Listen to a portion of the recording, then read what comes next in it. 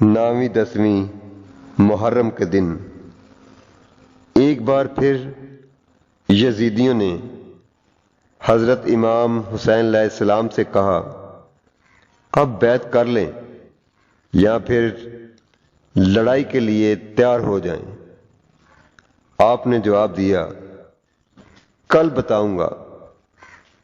اس بات پہ حضرت عباس علمدار علیہ السلام نے حیرت سے پوچھا، سرکار مجھے پتا ہے آپ نے بیعت ہرگز نہیں کرنی، پھر کل کس لیے کہا؟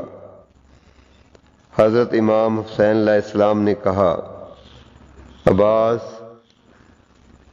تمہیں پتا ہے مجھے سجدوں سے کتنا پیار ہے، رات جی بھر کے سجدے کرنا چاہتا ہوں۔ اللہ اللہ۔